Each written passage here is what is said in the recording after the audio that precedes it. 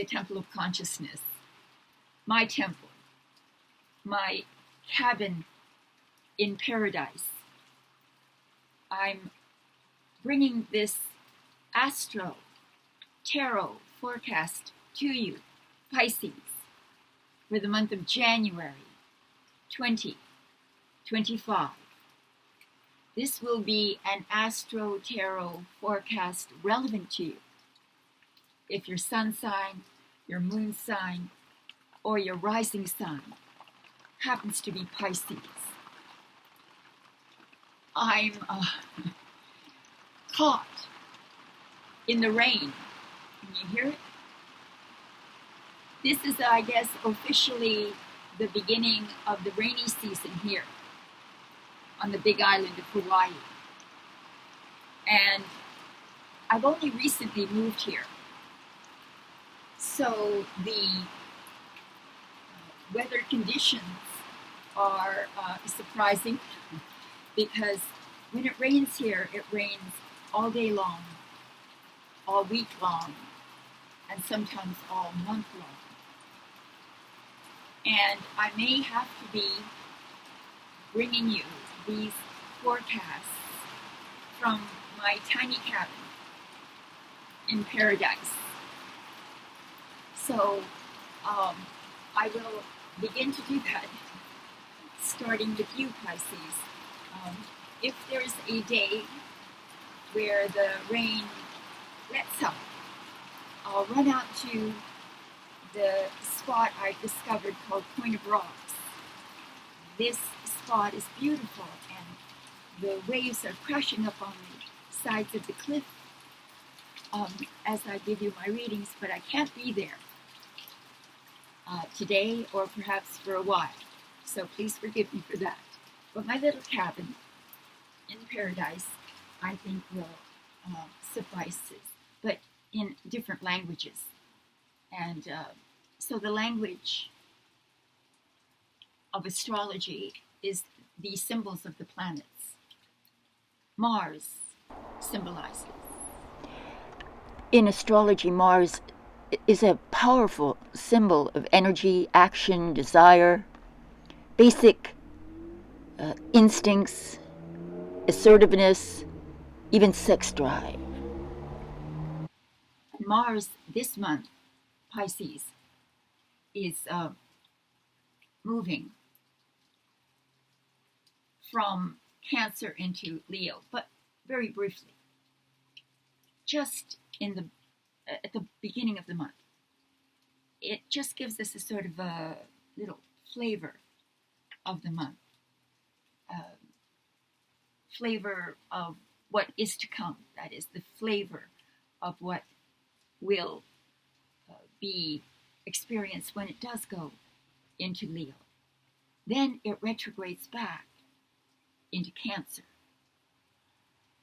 And for us, here we have Pisces. I want you to be able to see it. There it is, Pisces. Pisces. Aries is our second house. Taurus is our third. Gemini is our fourth. And Cancer is our fifth house. And it's important to note that the fifth and the ninth house are very special houses. They're the literal power source for the other houses. So they, in themselves, have a sort of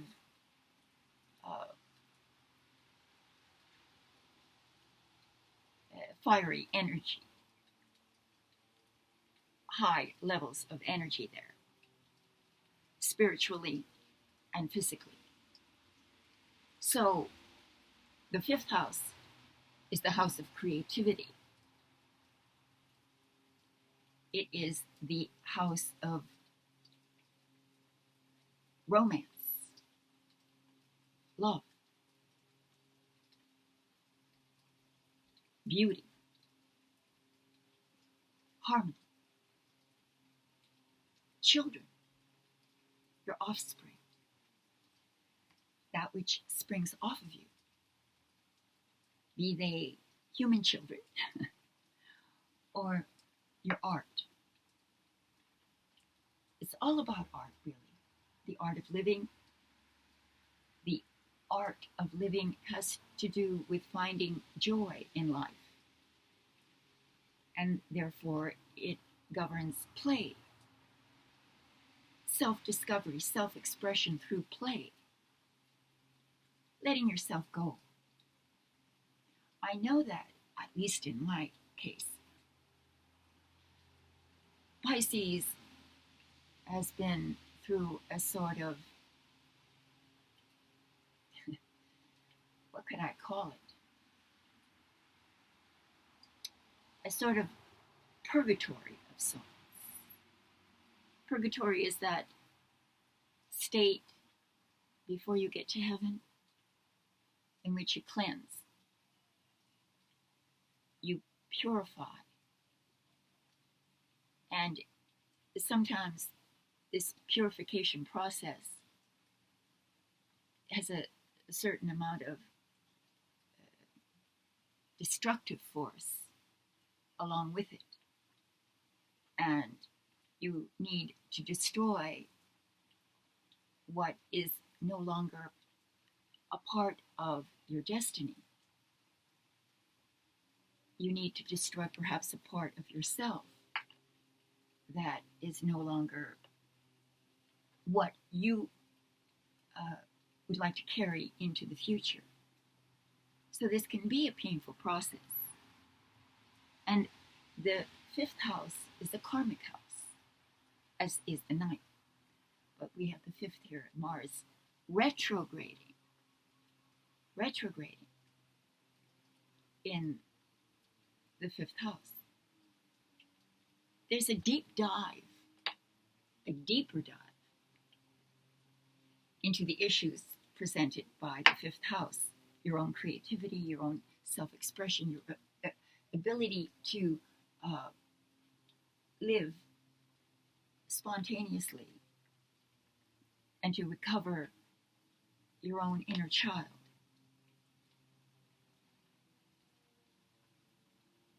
To be happy. And that's a lofty goal. To achieve genuine happiness. Not happy because of some recent win, but happy because you're happy, because you exist.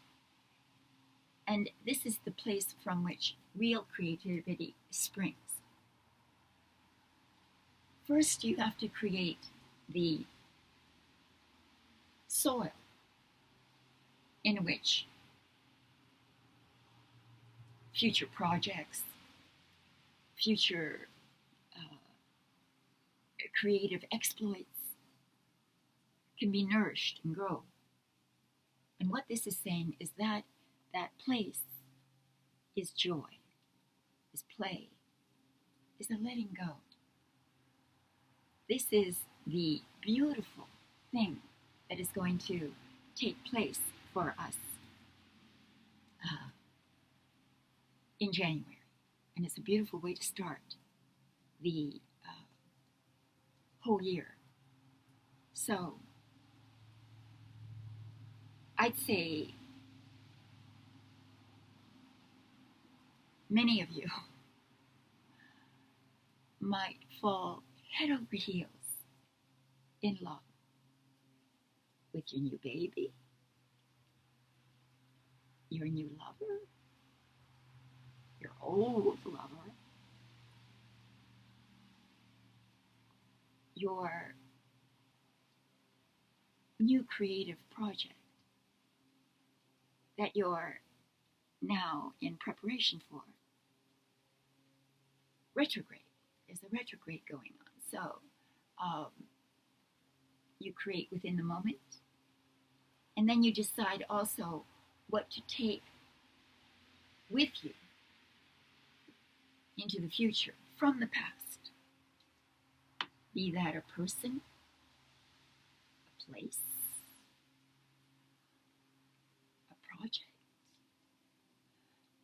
job, a career? What is it that you feel will nurture you, will feed your soul? That's what you take with you to the next step, the next phase. So this is sort of a beautiful place of respite. Rest. To let go of the unnecessary, the unneeded, the unwanted. So that is the placement of Mars in the 5th. So let's move on to the placement of Venus. And what is Venus? Venus in astrology symbolizes love, harmony, beauty, pleasure. So now, let's look at the placement of the transit of Venus, the planet of beauty, of love, of creativity, very similar to the 5th house. So, Pisces is our 1st house. So, Pisces, Venus is in Pisces the whole month, in your 1st house. This is the house of self, of how you are perceived, how you present yourself, and therefore it is also about self-expression, very much like the 5th house. So there's a synchronicity here, very much so, between these two houses, the 1st and the 5th. Venus is about beauty and love, and about money. And sometimes it's about making money aesthetically, through your sense of the aesthetic, the beautiful. Many people express this very simply by having the urge to upgrade their wardrobe in some way, to bring a little bit more flair to how they're seen. This lends a great deal of charm and magnetism to you, Pisces. You find you can attract others to you easily by your charm and by your grace and by your welcoming and loving spirit. When you open your heart to others, others feel the authenticity, the genuineness of that. And they come to you like moths to light, to the flame.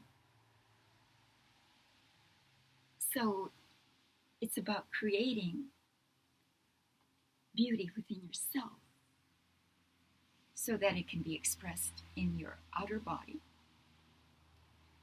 and expressed from within through your acceptance and appreciation of the other. And when you forgive, when you show compassion, you show beauty, you show your beautiful spirit, and it calls on you. Each of these planets aren't simply mirrors, but they are sirens calling you towards a higher state of being, which they exemplify. it's about you living up to the ideal of the planet. If I could say it like that. So you are really commissioned to show the world what it's like to feel love for self and for life. It's self-love, which is in some religions a no-no. Any attention to self is considered attention away from God. But there are other points of view which say that when you express yourself in the most beautiful way, showing deep peace and harmony in how you appear, how you speak, and how you care, then you are showing the light of God. That's what Venus in the first house means. So this combination is actually heaven sent. You are doubly blessed.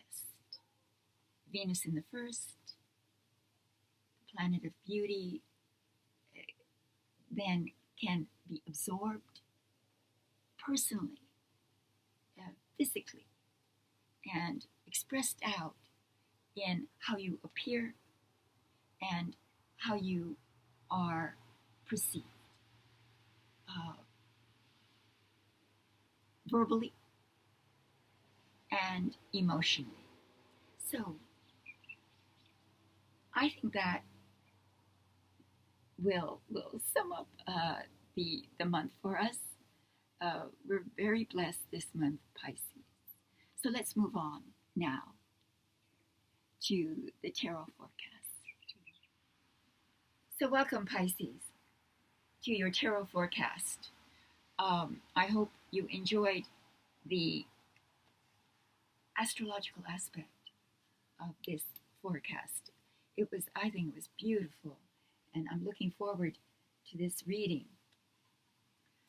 As I said, what I try to do is I try to correlate the reading to the astrological forecast, and it gives it a certain anchor, ground into a different language to understand the unknown, really.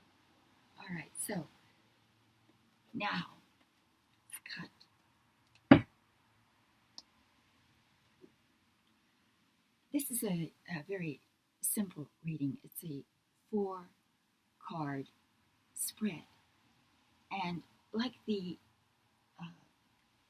astrology aspect of this reading, I like to keep it very simple. And so the first card in this 4-card spread represents the overall mood or energy of the month. And what we have is the sun. The sun.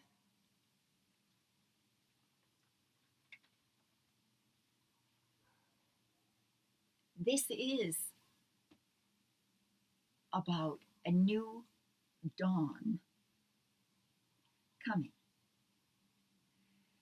The darkness of night is behind us. The glimmer of dawn is on the horizon. We see a child on a white horse, naked, with his arms out, expressing his joy at the coming of the new light, the new sun. The fifth house was about children, about joy, about innocence, about love and compassion. And so is this. We see a child innocently awaiting the dawn of a new day. He's not worried or troubled by the fact that he's been through a long, dark night. That's the counsel. The new light, which could represent a new life, a new phase, a new turning of the wheel. It could represent an important opportunity that will bring a positive flow of events. It's just now, in January, showing its first glimmers.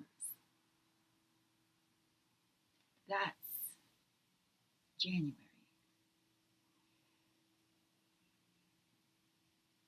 The sun is about radiating out. It's very much the first house. The moon would be the 12th house, the complete subterranean motivations of self.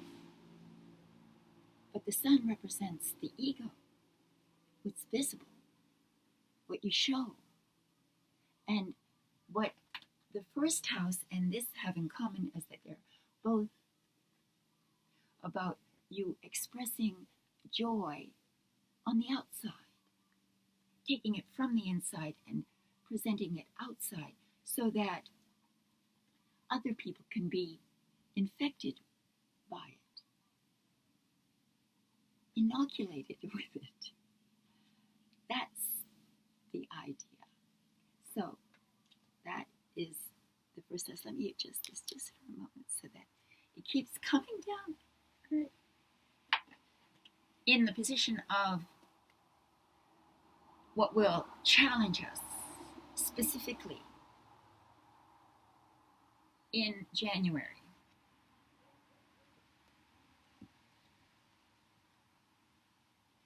We have the Eight of Swords reversed.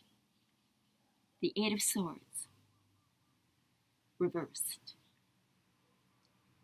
Well, it's obvious that if it weren't reversed, the news would not be good. We would have an incredible challenge of trying to free ourselves from where we're stuck mentally. But it's reversed. And when it's reversed, those swords fall straight out of the ground. And it's liberation. Sometimes it could imply that those either literal tethers or bonds that held you down are loosed and you're free. Freedom is a burden.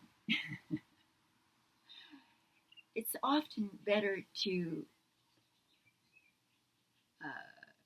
live in a predictable world. That's why people are less likely to be entrepreneurs, because it demands a certain amount of risk taking. And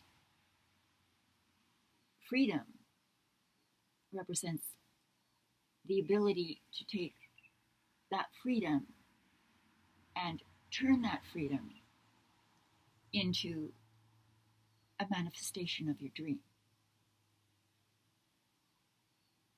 So it's taking an opportunity where the barriers, the blockades, the fears, the insecurities are removed. Again, this is Venus in the first house. So the blindfold comes off and you can see again. You can see how to get out of, if you're still in a situation, if you're still bound somehow by a situation, a set of circumstances, and you want to escape, you want to free yourself. What it's saying is that's your challenge. And the card is a very psychological card. It implies that primarily those barriers, those blockades, those things that have impeded you are self-made, are self-created. Maybe they seem external to you sometimes because of our dis-ease. We acquire a disease and then blame everything on the disease and feel victimized. And similarly, our circumstances are a reflection of our inner dis-ease.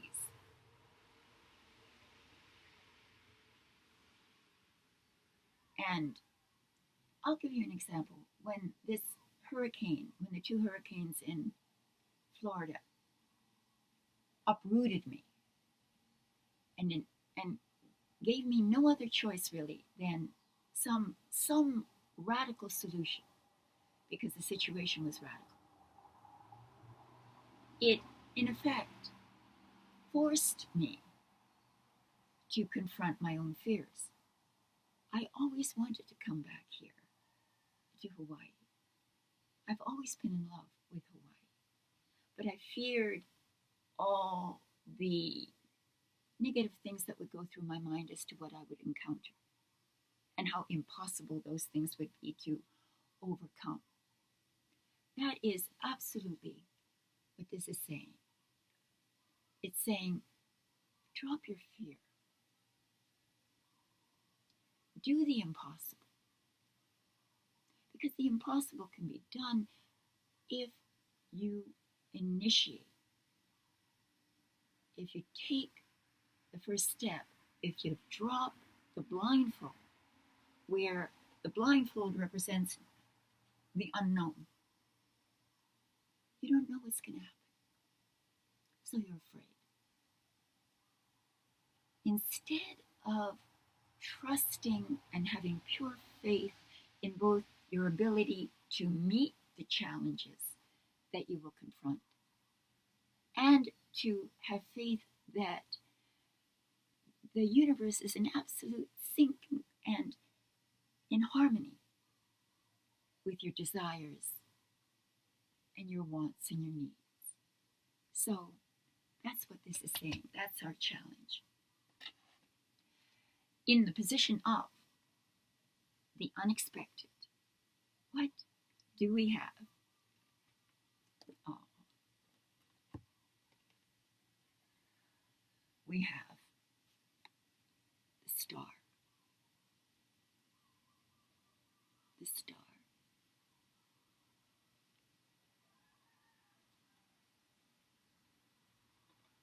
They say the sun is a star. Of course, doesn't look like one. And I say that sometimes things are what they look like. So, stars are special. Science reduces them to chemistry. mere atomic reactions. But there are other sources of knowledge that insist that stars are angels, sentient beings that are assigned to watch over us, to guide us, to prepare us for the cycles of earthly changes, and to show us in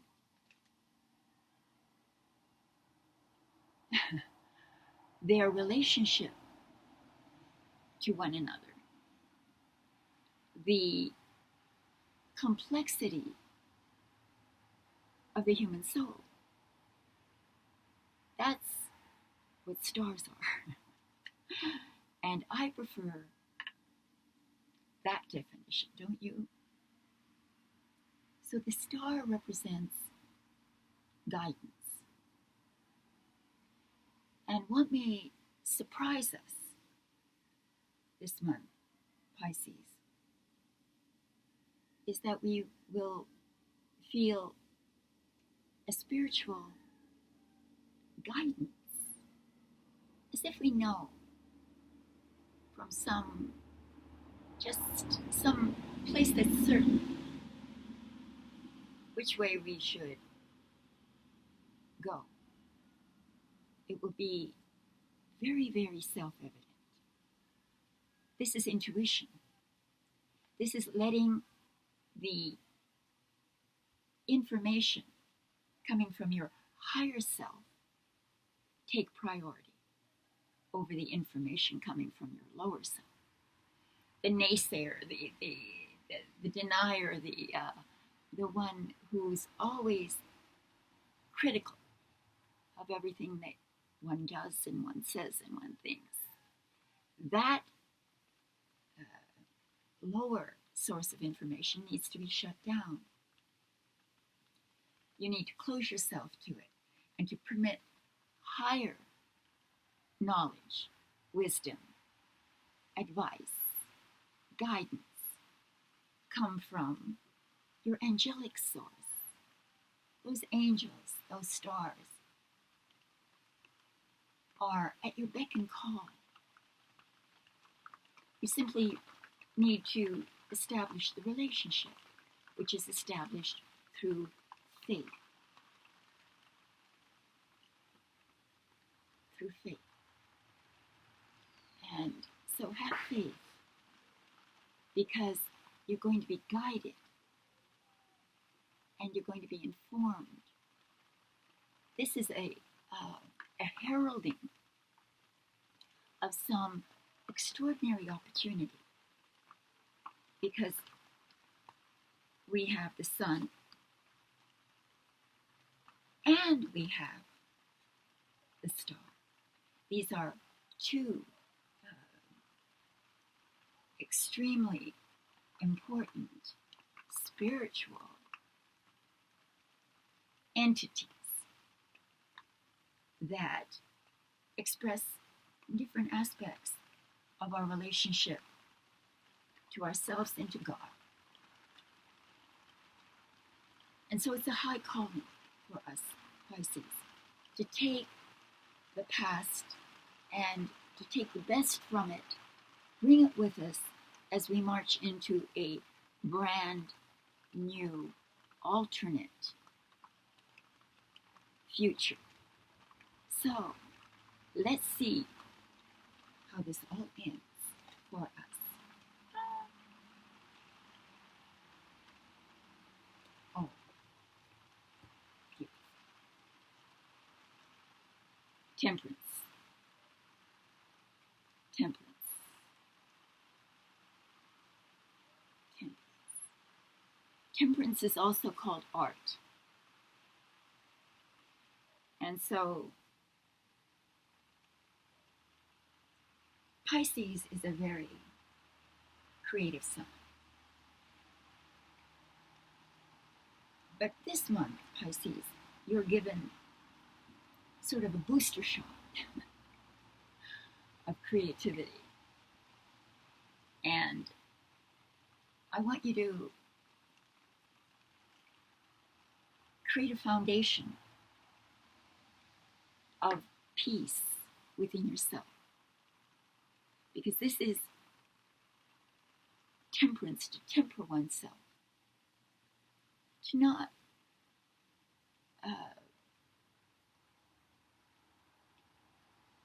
stray off the golden mean, that middle point where you are not excessive, that you love life from a point of neutrality almost. You know, I teach yoga, and yoga is a form of exercise that allows you to have a deeper, intimate connection with your body. And the body is a very special thing in that when you feel absolutely healthy, without harboring any kind of physical limitations to the range of your movements, the body almost disappears. It's there. You feel it, but you feel so light. You're not burdened by the body. You don't feel its gravity. And this is what this lightness of being is the foundation for spiritual and creative growth. And that's temperance. Tempering what's too hot so that it radiates an even glow as opposed to flashes of intensity. It's asking you to stay in that center, in the middle, and let that be the foundation to what can be an extremely important pivotal point where you turn things around, where the dark turns to light, where the light becomes radiant, where you then are naturally able to follow the guidance of your angels. That is your forecast for January 2025. Happy New Year and all my love.